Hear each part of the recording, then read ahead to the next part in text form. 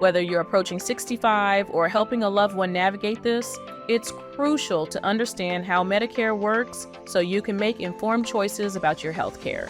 Welcome to Money Steam, and let's get started. What is Medicare? Well, Medicare is a health insurance program managed by the federal government. It was created in 1965 and primarily serves people aged 65 and older, although younger people with specific disabilities can qualify as well.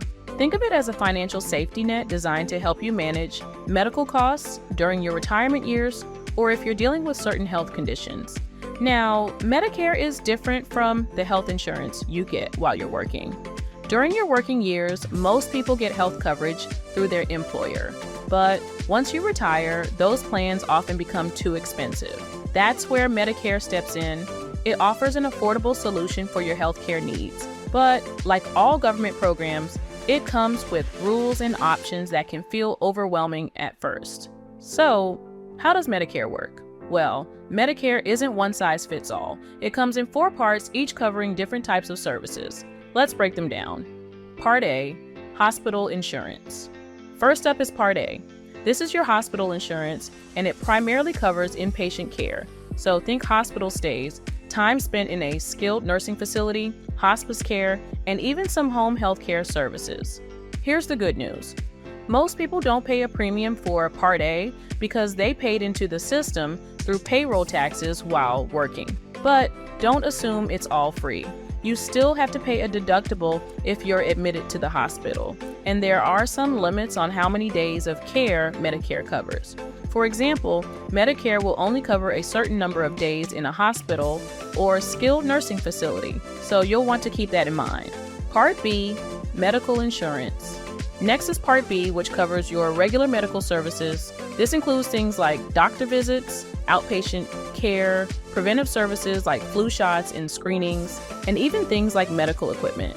Think wheelchairs, walkers, and oxygen tanks. You do have to pay a monthly premium for Part B, and this is based on your income. The higher your income, the higher your premium might be.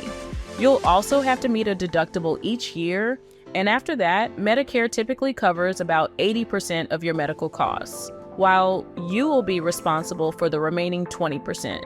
It's important to budget for that, especially if you anticipate needing frequent doctor visits or outpatient treatments.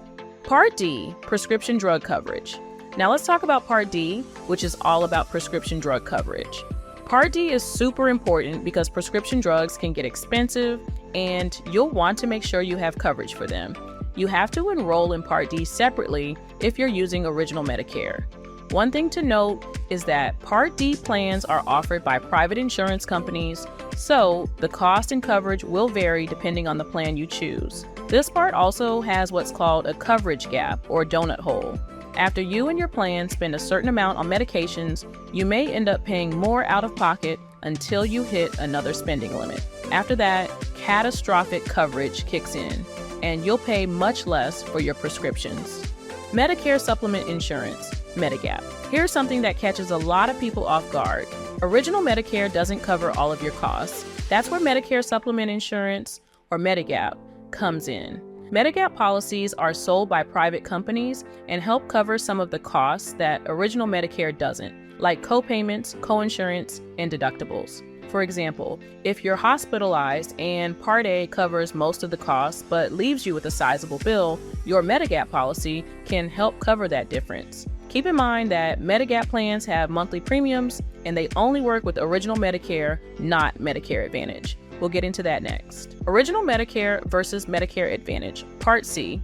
Original Medicare is run by the government and gives you the flexibility to visit any doctor or hospital that accepts Medicare. You can also add Part D for drug coverage and Medigap to help with out-of-pocket expenses. It's straightforward, but you'll need to manage these different parts separately. The upside is freedom. You can go to almost any healthcare provider in the country without worrying about being in a network.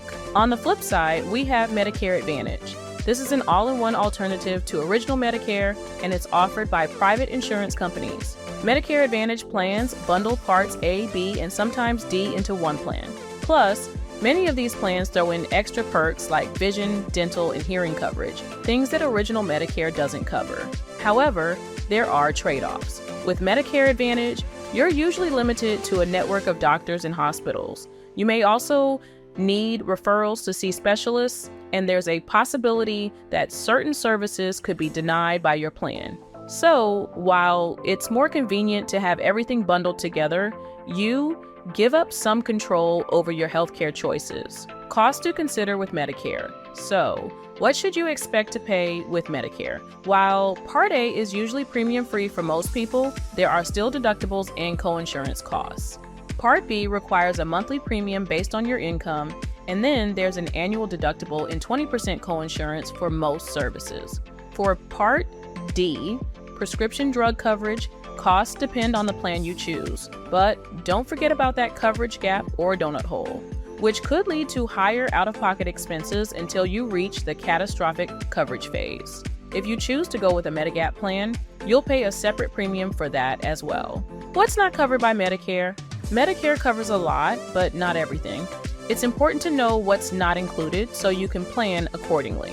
For example, Medicare doesn't cover long-term care like nursing home stays beyond 100 days routine, dental, vision, and hearing care, hearing aids, cosmetic surgery, acupuncture, massage therapy, and chiropractic care.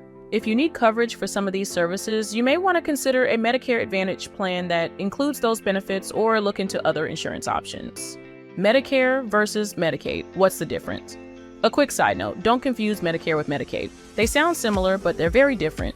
Medicare is mainly for people 65 and older, regardless of income, whereas Medicaid is designed to help low-income individuals and families of any age. It's more of an assistance program than an insurance plan. However, if you have a low income, you could qualify for both Medicare and Medicaid, which can help cover some of the out-of-pocket costs that Medicare doesn't. For a detailed comparison, you can watch our video related to this topic. Ooh, we covered a lot today. To sum it up, Medicare is a crucial program for millions of Americans, but it's not always easy to navigate. Understanding the different parts, ABD and Medigap, and deciding whether to go with Original Medicare or Medicare Advantage is key to making the best healthcare decisions for your future.